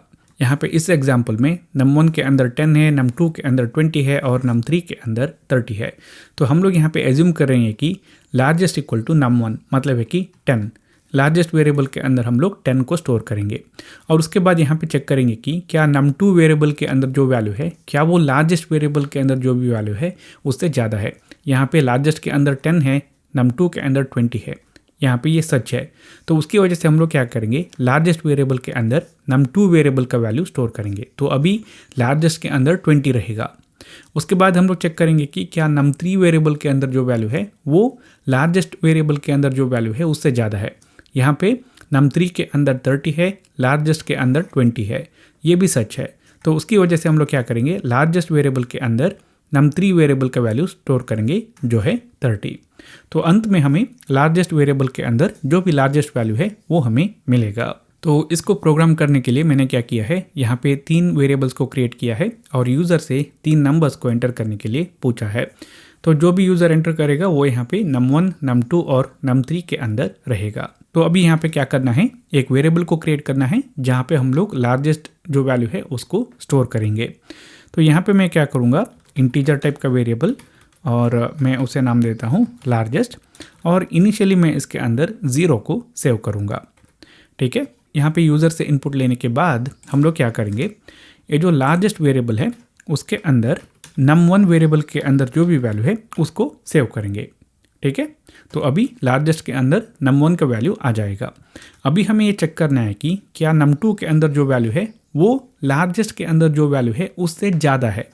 तो उसके लिए हम लोग यूज़ करेंगे इफ़ कंडीशनल स्टेटमेंट को, और यहाँ पे हो जाएगा if num2 is greater than largest. अगर ऐसी बात है तो हम लोग क्या करेंगे, लार्जेस्ट के अंदर num2 का वैल्यू स्टोर करेंगे कुछ इस तरह। ठीक है, अभी हम लोग फाइनली यहाँ पे num3 के साथ कंपेयर करेंगे, क्या num3 के अंदर जो वैल्यू है क्या वो लार्जेस्ट से ज़्यादा है। तो यहाँ पे हो जाएगा num3 ग्रेटर दैन लार्जेस्ट। ऐसी बात है तो हम लोग यहाँ पे लार्जेस्ट के अंदर num3 वेरिएबल का वैल्यू स्टोर करेंगे। सिंपल सा प्रोग्राम है। तो अभी हमें यहाँ पे अंत में लार्जेस्ट वेरिएबल के अंदर जो भी लार्जेस्ट वैल्यू है वो हमें मिलेगा। हम लोग उसको डिस्प्ले करेंगे प्रिंटफ फंक्शन को यूज़ करके। तो यहाँ पे मैं कहता हूँ लार्जेस्ट कॉलन %d और लार्जेस्ट वेरिएबल के अंदर जो भी वैल्यू है उसको हम लोग डिस्प्ले करेंगे। तो यहाँ पे हमने बहुत एक सिंपल सा प्रोग्राम लिखा है। तो अभी हम लोग इसको रन करके देखेंगे। तो यहाँ पे मैं एंटर करूँगा 10, 20 और 30 और उसके बाद एंटर बटन प्रेस करता हूँ तो ये कहता है लार्जेस्ट इज़ 30। तो अभी मैं इसको दोबारा रन करता हूँ और अभी यहाँ पे मैं एंटर करूँगा -69, उसके बाद -89 और उसके बाद -99। तो अभी यहाँ पे ये कहेगा कि लार्जेस्ट इज़ -69। एक और बार रन करेंगे। अभी यहाँ पे एंटर करेंगे -69, उसके बाद 99 और उसके बाद 0। तो अभी ये कहेगा लार्जेस्ट इज़ 99। तो यहाँ पे ये प्रोग्राम अभी सही तरीके से काम कर रहा है। अभी यहाँ पे आपको एक मॉडिफिकेशन करना है। आपको यहाँ पे 3 नंबर्स के बीच में कौन सा नंबर स्मॉलेस्ट है ये फिगर आउट करने के लिए प्रोग्राम को राइट करना है। आप ये प्रोग्राम ट्राई कीजिए और उसको कमेंट में शेयर कीजिए। अगर आपको कुछ डाउट आता है तो आप लोग उसको भी पोस्ट कर सकते हैं कमेंट सेक्शन में। इस ट्यूटोरियल में हम लोग ये देखेंगे कि कैसे हम लोग जो नंबर यूज़र एंटर करता है उसका फैक्टोरियल फाइंड आउट करके उसको डिस्प्ले करने का प्रोग्राम राइट कर सकते हैं सी प्रोग्रामिंग लैंग्वेज में। और यहाँ पे हम लोग क्या करेंगे, यूज़र जो भी नंबर एंटर करेगा उसका फैक्टोरियल फिगर आउट करेंगे और उसको डिस्प्ले करेंगे। अगर यहाँ पे यूज़र एंटर करता है नंबर फॉर एग्जांपल 6, तो 6 फैक्टोरियल को कुछ इस तरह डिनोट किया जाता है और ये 6 फैक्टोरियल ये value 6 multiplied by 5 multiplied by 4 multiplied by 3 multiplied by 2 multiplied by 1 है। यहाँ पे हम लोग रिवर्स ऑर्डर में भी इसको लिख सकते हैं।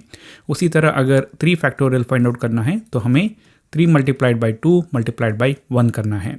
यहाँ पे 1 फैक्टोरियल जो है वो वैल्यू 1 है और 0 फैक्टोरियल जो है वो वैल्यू भी यहाँ पे 1 है। और यहाँ पे एक इम्पॉर्टेंट बात हमें याद रखना है वो है कि ये जो फैक्टोरियल वैल्यू जो है वो एक बड़ा नंबर बनेगा बहुत ईजिली। फॉर एग्जांपल अगर हम लोग 15 फैक्टोरियल की बात करते हैं तो एक बहुत बड़ा नंबर बनेगा। उसी तरह अगर हम लोग 20 फैक्टोरियल की बात करते हैं ये और भी बड़ा नंबर बनेगा। तो यहाँ पे कहने का मतलब ये है कि हमारा जो स्मॉलर नंबर इनपुट जो है उसके लिए जो फैक्टोरियल वैल्यू आएगा वो एक बड़ा नंबर होगा। इसके बारे में हमें याद रखना है क्योंकि जब हम लोग प्रोग्राम में वेरिएबल्स को क्रिएट करते हैं वैल्यूज़ को स्टोर करने के लिए, किसी भी टाइप का हो, वहाँ पे एक वैल्यू रेंज रहता है, उसके ऊपर के नंबर्स को हम लोग स्टोर नहीं कर सकते। तो इसके बारे में हमें याद रखना है। तो यहाँ पे प्रोग्राम राइट करने के लिए मैंने क्या किया है, एक वेरिएबल को क्रिएट किया है, उसका नाम है नंबर। मैंने इनिशियली यहाँ पे 0 वैल्यू को सेव किया है और उसके बाद यहाँ पे मैंने यूज़र से नंबर एंटर करने के लिए बोला है और उसको रीड करके नंबर वेरिएबल के अंदर स्टोर किया है। तो अभी हमें क्या करना है, जो भी नंबर एंटर किया है यूज़र ने उसके लिए फैक्टोरियल वैल्यू को फाइंड आउट करना है। तो फैक्टोरियल वैल्यू जो हम लोग कैलकुलेट करेंगे उसको स्टोर करने के लिए हमें एक वेरिएबल की ज़रूरत है। तो यहाँ पे मैं एक वेरिएबल को क्रिएट करता हूँ। तो जैसे मैंने आपको कहा ये नंबर बहुत क्विकली एक बड़ा वैल्यू बनेगा, तो हम लोग यहाँ पे एक वेरिएबल को क्रिएट करेंगे, वो होगा अनसाइंड और उसके बाद लॉन्ग इंटीजर, और मैं इस वेरिएबल को नाम देता हूँ फैक्टोरियल। और यहाँ पे मैं सेव करूँगा वैल्यू 1 ULL, क्योंकि अनसाइंड लॉन्ग और हम लोग यहाँ पे वैल्यू 1 को स्टोर कर रहे हैं। तो अभी हमें क्या करना है, यहाँ पे फैक्टोरियल वैल्यू को कैलकुलेट करना है। तो उसके लिए हम लोग यहाँ पे फॉर लूप का इस्तेमाल करेंगे और यहाँ पे एक लूप काउंटर वेरिएबल को हम लोग क्रिएट करेंगे। तो यहाँ पे मैं कहता हूँ इंट i, और हम लोग यहाँ पे शुरू करेंगे 1 से, क्योंकि अगर हमें 3 फैक्टोरियल कैलकुलेट करना है तो हमें क्या करना है, 3 मल्टीप्लाइड बाई 2 मल्टीप्लाइड बाई 1 करना है, या फिर 1 मल्टीप्लाइड बाई 2 मल्टीप्लाइड बाई 3 करना है। तो वही हम लोग यहाँ पे कर रहे हैं। ये लूप जो है वो नंबर हमें देगा 1 से उस नंबर तक, बाद में हम लोग इस लूप के अंदर मल्टीप्लाई करेंगे। तो हम लोग यहाँ पे शुरू करेंगे 1 से, और उसके बाद यहाँ पे हम लोग इस लूप को कब तक एग्जीक्यूट करना चाहते हैं, तो जब तक इस i वेरिएबल के अंदर जो वैल्यू है वो लेस देन और इक्वल टू नंबर वेरिएबल के अंदर जो वैल्यू है वो है, तो हम लोग इसको कंटिन्यूसली रन करना चाहते हैं। तो नेक्स्ट बात यह है कि हम लोग इस लूप के अंदर क्या करना चाहते हैं, हम लोग फैक्टोरियल वैल्यू को कैलकुलेट करना चाहते हैं। तो उसके लिए हमें क्या करना है, फैक्टोरियल वेरिएबल के अंदर जो भी वैल्यू है उसको हमें मल्टीप्लाई करना है i के अंदर जो भी वैल्यू है उससे, और उसके बाद जो रिजल्ट आएगा हम लोग उसको वापस फैक्टोरियल वेरिएबल के अंदर स्टोर करेंगे। हम लोग चाहे तो इसको शॉर्ट फॉर्म में भी राइट कर सकते हैं। फॉर एग्जांपल मैं यहाँ पे फैक्टोरियल मल्टीप्लाई इक्वल टू आई भी यहाँ पे लिख सकता हूँ। तो ये exactly equal two factorial multiplied by I, ठीक है। तो यहाँ पे क्या होगा, अगर यूज़र ने एंटर किया है 3 तो ये फॉर लूप शुरू करेगा 1 से, और यहाँ पे फैक्टोरियल वेरिएबल के अंदर वैल्यू है 1, तो यहाँ पे हो जाएगा 1 मल्टीप्लाइड बाई 1 जो है 1, उसको फैक्टोरियल के अंदर स्टोर किया जाएगा। उसके बाद i 2 बनेगा। अभी फैक्टोरियल के अंदर क्या है 1, i के अंदर क्या है 2, 1 मल्टीप्लाइड बाई 2 जो रिजल्ट आएगा 2, उसको यहाँ पे फैक्टोरियल वेरिएबल के अंदर स्टोर किया जाएगा। उसके बाद i यहाँ पे 3 बनेगा। फैक्टोरियल के अंदर 2 है, 2 multiplied by 3 which is equal to 6, और उसको यहाँ पे फैक्टोरियल वेरिएबल के अंदर स्टोर किया जाएगा। उसके बाद यहाँ पे ये लूप स्टॉप करेगा, क्योंकि i के अंदर अभी 4 कंटेन करेगा, नंबर के अंदर 3 है। तो यहाँ पे ये फॉर लूप टर्मिनेट हो जाएगा, और जब हम लोग इस फॉर लूप के बाहर आ जाएंगे तो हमारे पास फैक्टोरियल वेरिएबल के अंदर जो फैक्टोरियल वैल्यू है वो रहेगा। तो हम लोग क्या कर सकते हैं, यहाँ पे प्रिंटफ फंक्शन का इस्तेमाल करके इसको डिस्प्ले कर सकते हैं। तो मैं यहाँ पे कहता हूँ %d factorial equal to %LLU, क्योंकि अनसाइंड लॉन्ग इंटीजर को हम लोग यहाँ पे डिस्प्ले कर रहे हैं। तो यहाँ पे हो जाएगा फैक्टोरियल वेरिएबल, और यहाँ पे मैंने प्रिंटअप फंक्शन में मिस्टेक किया, क्योंकि यहाँ पे मुझे 2 वैल्यूज़ देना है। तो पहला वैल्यू यहाँ पे नंबर वेरिएबल के अंदर जो भी वैल्यू है वो रहेगा, और उसके बाद फैक्टोरियल वेरिएबल के अंदर जो वैल्यू है वो रहेगा। और अभी मैं इसको सेव करके रन करता हूँ, और यहाँ पे मैं एंटर करता हूँ 6 को, और यहाँ पे डिस्प्ले करेगा 6 फैक्टोरियल इक्वल टू 720। तो जैसे मैंने आपको कहा, ये फैक्टोरियल वैल्यू एक बहुत बड़ा नंबर बहुत क्विकली स्मॉलर इनपुट के लिए बन जाएगा। और यहाँ पे अगर मैं सही हूँ तो इस अनसाइंड लॉन्ग इंटीजर के अंदर हम लोग शायद नंबर 20 जो है उसका फैक्टोरियल वैल्यू स्टोर कर सकते हैं। उसके आगे के नंबर को यहाँ पे हम लोग स्टोर नहीं कर सकते, क्योंकि यहाँ पे इसके लिए जो भी मेमोरी एलोकेट किया गया है उससे ज़्यादा हमें स्टोरेज की ज़रूरत पड़ेगा। उसकी वजह से हम लोग क्या करेंगे, हम लोग यहाँ पे एक चेक को इंसर्ट करेंगे। तो हम लोग यहाँ पे चेक करेंगे कि अगर यहाँ पे यूज़र ने नंबर वेरिएबल के लिए वैल्यू एंटर किया है जो लेस दैन 0 है, या फिर अगर नंबर वेरिएबल के लिए वैल्यू एंटर किया है जो ग्रेटर दैन 20 है, तो हम लोग यहाँ पे कहेंगे कि number needs to be between 0 and 20। तो यहाँ पे मैं प्रिंटफ को यूज़ करता हूँ और कहता हूँ ठीक है, यहाँ पे क्योंकि 21 और उसके बड़े जो नंबर थे उनका फैक्टोरियल वैल्यू को हम लोग इस अनसाइंड लॉन्ग इंटीजर के अंदर स्टोर नहीं कर सकते, वो उससे भी बड़ा नंबर बन जाएगा। हम लोग यहाँ पे इस मैसेज को डिस्प्ले कर रहे हैं, और उसके बाद हम लोग यहाँ पे क्या करेंगे, प्रोग्राम को टर्मिनेट करेंगे रिटर्न 0 को स्पेसिफाई करते हुए। अगर यहाँ पे यूज़र ने एक नंबर 0 से कम एंटर किया है या फिर 20 से ज़्यादा एंटर किया है, तो हम लोग यहाँ पे ये मैसेज डिस्प्ले करेंगे और प्रोग्राम को टर्मिनेट करेंगे। अभी मैं इसको सेव करके रन करता हूँ, और यहाँ पे मैं एंटर करता हूँ 30। तो कहेगा कि number needs to be between 0 and 20। और फाइनली यहाँ पे इस कोड को थोड़ा सा नीट करने की बात करें तो इस लूप के अंदर हम लोग क्या कर रहे हैं, आई को 1 से शुरू कर रहे हैं और इस लूप के अंदर हम लोग बस आई के वैल्यू को फैक्टोरियल वेरिएबल के अंदर जो वैल्यू है उसके साथ मल्टीप्लाई कर रहे हैं। तो 1 से मल्टीप्लाई करने का कोई मतलब नहीं है, तो हम लोग यहाँ पे इस आई को 2 से शुरू कर सकते हैं। इस वीडियो में हम लोग ये देखेंगे कि कैसे हम लोग सी प्रोग्रामिंग लैंग्वेज में जो नंबर यूज़र एंटर करता है वो प्राइम नंबर है या कॉम्पोजिट नंबर है, ये बताने का प्रोग्राम राइट कर सकते हैं। तो सबसे पहली बात यहाँ पे ये है कि प्राइम नंबर और कॉम्पोजिट नंबर होता क्या है। प्राइम नंबर एक ऐसा नंबर है जो ग्रेटर देन 1 है और इसके सिर्फ 2 डिवाइजर्स है और वो है 1 और जो भी नंबर है वो है। मतलब है कि फॉर एग्जांपल 7 है, ये 1 से ज़्यादा है, होल नंबर है और इसके अगर हम लोग डिवाइजर्स को फाइंड आउट करें और वो है 1 और 7। तो प्राइम नंबर एक ऐसा नंबर है जो ग्रेटर देन 1 है, होल नंबर है और इसके सिर्फ 2 डिवाइजर्स है और वो है 1 और नंबर इटसेल्फ। और अभी हम लोग बात करेंगे कंपोजिट नंबर के बारे में। जो नंबर 1 से ज़्यादा है, होल नंबर है और अगर वो प्राइम नंबर नहीं है तो हम लोग उसको कंपोजिट नंबर कह सकते हैं। इन अदर वर्ड्स हम लोग ये कह सकते हैं कि जो नंबर 1 से ज़्यादा है और होल नंबर है और इसके मोर देन 2 डिवाइजर्स है, फॉर एग्जांपल 9। अगर यहाँ पे देखेंगे तो 1 से ज़्यादा है, होल नंबर है और इसकी डिवाइजर्स की बात करें तो वो है 1, 3 और 9। क्योंकि यहाँ पे 2 से ज़्यादा डिवाइजर्स है तो हम लोग ये कह सकते हैं कि ये जो नंबर 9 है ये एक कॉम्पोजिट नंबर है। अभी नेक्स्ट बात है कि नंबर्स 0 और 1 जो है इनको प्राइम नहीं माना जाता है और कॉम्पोजिट भी नहीं माना जाता है। उसी तरह नेगेटिव नंबर्स को भी प्राइम या कॉम्पोजिट नहीं माना जाता है। तो अभी हम लोग यहाँ पे देखेंगे तो इसके लिए हम लोग प्रोग्राम कैसे राइट करें। तो हम लोग क्या करेंगे, यूज़र से एक नंबर एंटर करने के लिए बोलेंगे। तो अभी ये प्राइम नंबर है बताने के लिए हमें क्या करना है, हमें 1 और ये नंबर इसके अलावा और कोई जो डिवाइज़र है उसको फाइंड आउट करना है। अगर डिवाइज़र मिलता है तो इसका मतलब है कि ये नंबर प्राइम नंबर नहीं है और ये कंपोजिट नंबर है। अगर हमें कोई डिवाइज़र नहीं मिलता है 1 और नंबर के अलावा तो हम लोग ये कह सकते हैं कि ये नंबर जो है ये प्राइम नंबर है। तो उसके लिए यहाँ पे मैंने क्या किया है, मैंने एक सिंपल सा कोड लिखा है। मैंने एक वेरिएबल को क्रिएट किया, उसको मैंने नाम दिया है नंबर और उसके बाद हम लोग यहाँ पे यूज़र को नंबर एंटर करने के लिए बोलेंगे और उसके बाद मैंने उसको रीड किया है और नंबर वेरिएबल के अंदर स्टोर किया है। अगर यूज़र यहाँ पे नंबर जो एंटर करता है वो 2 से कम है तो हम लोग यहाँ पे कह रहे हैं कि वो प्राइम भी नहीं है, कंपोजिट भी नहीं है। और अगर यहाँ पे यूज़र जो नंबर एंटर करता है जो 1 से ज़्यादा है तो अभी हमें ये फाइंड आउट करना है कि ये प्राइम है या कंपोजिट है और उसके बाद कुछ रिज़ल्ट को डिस्प्ले करना है। तो हम लोग यहाँ पे क्या करेंगे, यूज़र जो नंबर एंटर करता है इसको लेंगे और इसके डिवाइजर्स को फाइंड आउट करना शुरू करेंगे। तो हम लोग शुरू करेंगे 2 से।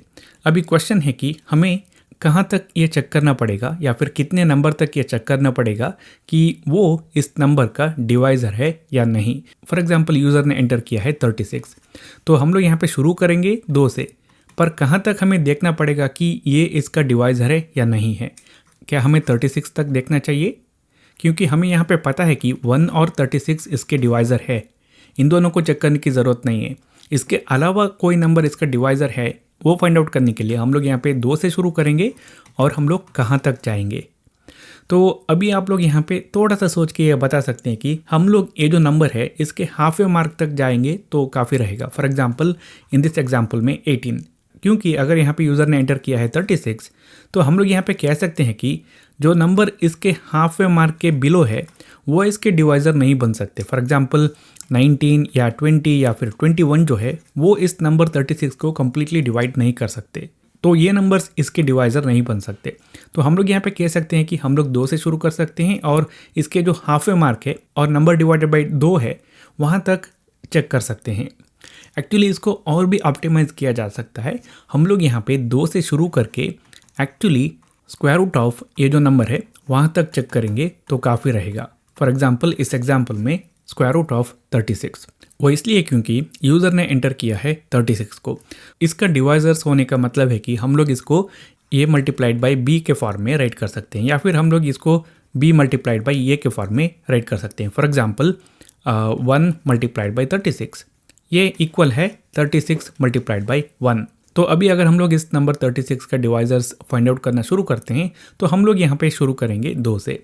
तो यहाँ पे हो जाएगा 2 मल्टीप्लाइड बाई 18, उसके बाद 3 मल्टीप्लाइड बाई 12, उसके बाद 4 मल्टीप्लाइड बाई 9 और उसके बाद 6 मल्टीप्लाइड बाई 6 और उसके बाद यहाँ पे क्या होता है 9 मल्टीप्लाइड बाई 4 और उसके बाद 12 मल्टीप्लाइड बाई 3 और उसके बाद 18 मल्टीप्लाइड बाई 2 और उसके बाद 36 मल्टीप्लाइड बाई 1। तो यहाँ पे ये जो नंबर 6 है ये होने के बाद कुछ पैटर्न यहाँ पे रिपीट हो रहा है। फॉर एग्जाम्पल यहाँ पे जब मैंने इसको ए और बी के फॉर्म में रखा, ये मल्टीप्लाइड बाई बी के फॉर्म में राइट किया, तो लेफ्ट हैंड साइड में आप लोग देख सकते हैं 1 2 3 और 4 है। ये नंबर 6 होने के बाद यहाँ पे यही नंबर्स राइट हैंड साइड में रिपीट हो रहे हैं। फॉर एग्जाम्पल यहाँ पे आप लोग देख सकते हैं और यहाँ पे ये जो नंबर 6 है ये एक्चुअली स्क्वायर रूट ऑफ 36 है। ठीक है, तो इसका मतलब है कि अगर हम लोग 2 से शुरू करेंगे और स्क्वायर रूट ऑफ ये जो नंबर है वहाँ तक के नंबर्स क्या इसके डिवाइजर्स है या नहीं है वो फाइंड आउट करेंगे तो काफ़ी रहेगा। तो यही हम लोग यहाँ पे इस प्रोग्राम में करने वाले हैं। तो अभी हमें क्या करना है, यहाँ पे इस प्रोग्राम में 2 से शुरू करना है और स्क्वायर रूट ऑफ 6 तक जाना है और उनके बीच में क्या कोई नंबर इसका डिवाइज़र है या नहीं है चेक करना है। अगर डिवाइज़र है तो हम लोग क्या करेंगे, कहेंगे कि ये नंबर कॉम्पोजिट है क्योंकि 2 से ज़्यादा है, प्राइम नहीं है। और अगर हमें कोई नंबर नहीं मिलता है 2 और स्क्वायर रूट ऑफ नंबर के बीच में तो हम लोग कहेंगे कि ये प्राइम नंबर है। तो उसके लिए हम लोग यहाँ पे यूज़ करेंगे फॉर लूप को। तो यहाँ पे मैं एक लूप काउंटर वेरिएबल को यूज़ करूँगा और यहाँ पे मैं कहता हूँ इंट आई। तो हम लोग शुरू करेंगे 2 से। तो कंडीशन हो जाएगा कि हमें इस लूप को कब तक रन करना है, तो वो है आई लेस देन और equal to square root of ये नंबर है। अभी यहाँ पे स्क्वायर रूट फाइंड आउट करने के लिए मुझे सी प्रोग्रामिंग लैंग्वेज में मैथ लाइब्रेरी का इस्तेमाल करना पड़ेगा, पर मैं उसको यूज़ नहीं करना चाहता हूँ। मैं इसको कुछ ऐसे तरीके से राइट करना चाहता हूँ ताकि हमें मैथ लाइब्रेरी का इस्तेमाल ना करना पड़े। मतलब है कि यहाँ पे हमारा कंडीशन बनेगा आई लेस देन और equal to square root of number. ठीक है, इसी को हम लोग एक और तरीके से राइट कर सकते हैं और वो है कि आई स्क्वायर लेस देन और इक्वल टू नंबर। हम लोग इस फॉर्म में कंडीशन को राइट करेंगे। तो यहाँ पे हो जाएगा आई स्क्वायर, उसके लिए मैं करूँगा आई मल्टीप्लाइड बाई आई और हम लोग चेक करेंगे कि क्या ये वैल्यू लेस देन और इक्वल टू नंबर है। ठीक है, हम लोग चाहते हैं तो हम लोग इसको ग्रुप कर सकते हैं कुछ इस तरह ताकि आपको प्रॉपरली ये समझ में आ जाए। ठीक है, हम लोग आई स्क्वायर फाइंड आउट कर रहे हैं, बाद में हम लोग ये चेक करें कि क्या वो इस नंबर से कम है या इक्वल है। तब तक हम लोग इसको रन करना चाहते हैं। 2 से शुरू करेंगे, स्क्वायर रूट ऑफ जो नंबर है वहाँ तक रन करेंगे। हर एक इटरेशन के साथ हम लोग क्या करना चाहते हैं, आई के जो वैल्यू है उसको इंक्रीमेंट करना चाहते हैं। तो अभी हम लोग यहाँ पे लूप को 2 से लेके जो भी स्क्वायर रूट ऑफ नंबर है वहाँ तक रन कर रहे हैं। तो अभी हमें क्या करना है, हमें यहाँ पे फाइंड आउट करना है कि जो नंबर इस आई वेरिएबल के अंदर रहेगा क्या वो नंबर जो नंबर यूज़र ने एंटर किया है उसका डिवाइज़र है। तो इसको कैसे फाइंड आउट कर सकते हैं, इसके लिए हमें बस मॉडुलस ऑपरेटर का इस्तेमाल करना है। नंबर को आई वेरिएबल के अंदर जो भी वैल्यू है उससे डिवाइड करना है और रिमाइंडर वैल्यू को चेक करना है। तो हम लोग यहाँ पे यूज़ करेंगे इफ़ कंडीशनल स्टेटमेंट को। तो यहाँ पे कंडीशन हो जाएगा नंबर मॉडुलस ऑपरेटर आई। हम लोग नंबर वेरिएबल के अंदर जो भी वैल्यू है उसको आई वेरिएबल के अंदर जो वैल्यू है उसके साथ डिवाइड कर रहे हैं और हम लोग रिमाइंडर वैल्यू को चेक करेंगे क्या वो इक्वल टू 0 है। यहाँ पे 0 आने का मतलब है कि आई वेरिएबल के अंदर जो वैल्यू है वो ये जो नंबर यूज़र ने एंटर किया है उसका डिवाइज़र है। इसका मतलब है कि हमें यहाँ पे 1 और जो नंबर है उसके अलावा एक और डिवाइज़र मिला है। इसका मतलब है कि जो नंबर यूज़र ने एंटर किया है वो प्राइम नंबर नहीं है, वो एक कंपोजिट नंबर है। तो हम लोग क्या करेंगे, यहाँ पे प्रिंटफ फंक्शन का इस्तेमाल करेंगे और इस मैसेज को डिस्प्ले करेंगे। तो यहाँ पे मैं कहता हूँ %d is a composite number. ठीक है, तो अभी इस प्रोग्राम का पर्पस क्या है, इस प्रोग्राम का पर्पस है कि जो भी नंबर यूज़र एंटर कर रहा है हमें बस ये कहना है कि क्या वो प्राइम नंबर है या कंपोजिट नंबर है। हमें तो यहाँ पे पता चला कि ये कंपोजिट नंबर है, हमने उसको डिस्प्ले भी किया। अभी हम लोग क्या करेंगे, हम लोग इस प्रोग्राम को यहीं पे टर्मिनेट करेंगे। ठीक है, तो ये हो गया कंपोजिट नंबर के लिए। अगर यहाँ पे ये जो रिमाइंडर हम लोग चेक कर रहे हैं वो 0 नहीं मिलता है और ये पूरा लूप यहाँ पे कंप्लीट होता है, तो इसका मतलब ये है कि हमें जो नंबर यूज़र ने एंटर किया है उसके लिए कोई भी डिवाइज़र नहीं मिला है 1 और जो भी नंबर है उसके अलावा। इसका मतलब यह है कि वो नंबर एक प्राइम नंबर है। तो हम लोग यहाँ पे ये कह सकते हैं कि अगर यहाँ पे हम लोग इस फॉर लूप से बाहर आ जाएंगे, जब ये फॉर लूप टर्मिनेट हो जाएगा तो तब इसका मतलब ये है कि जो नंबर यूज़र ने एंटर किया है वो प्राइम नंबर है। तो मैं इस मैसेज को कॉपी करता हूँ, इस फॉर लूप के बाहर आके यहाँ पे मैसेज को डिस्प्ले करता हूँ। ठीक है, जब यहाँ पे ये नंबर कंपोजिट नंबर रहेगा तो हम लोग यहाँ पे डिस्प्ले कर रहे हैं और प्रोग्राम को वहीं पे टर्मिनेट कर रहे हैं। हम लोग यहाँ पे नहीं आएंगे क्योंकि प्रोग्राम यहीं पे टर्मिनेट हो रहा है। पर जब यहाँ पे ये लूप कंप्लीट होगा, मतलब है कि कोई भी यहाँ पे कोई डिवाइज़र हमें नहीं मिलेगा, तो तब हमें यहाँ पे पता चलेगा कि ये नंबर प्राइम नंबर है और यहाँ पे उस मैसेज को हम लोग डिस्प्ले कर रहे हैं। तो अभी यहाँ पे ये जो %d मैंने यूज़ किया है, मैंने उसको वैल्यू नहीं दिया और वो वैल्यू यहाँ पे नंबर वेरिएबल के अंदर जो वैल्यू है वो रहेगा, तो मैं उसको यहाँ पे डिस्प्ले कर देता हूँ। ठीक है, अभी हो गया ये प्रोग्राम। तो अभी हम लोग क्या करेंगे, इसको रन करके देखेंगे। यहाँ पे कहता है enter the number two find for prime और कंपोजिट, तो मैं यहाँ पे कहता हूँ 36। तो ये कहता है 36 इज़ अ कंपोजिट नंबर। ठीक है, तो एक और बार रन करता हूँ और इस बार मैं एंटर करता हूँ 47। तो ये कहता है 47 इज़ अ प्राइम नंबर, ये भी ठीक है। एक और बार रन करता हूँ और इस बार मैं यहाँ पे एंटर करता हूँ 1। तो ये कहता है कि नीदर प्राइम नॉर कंपोजिट।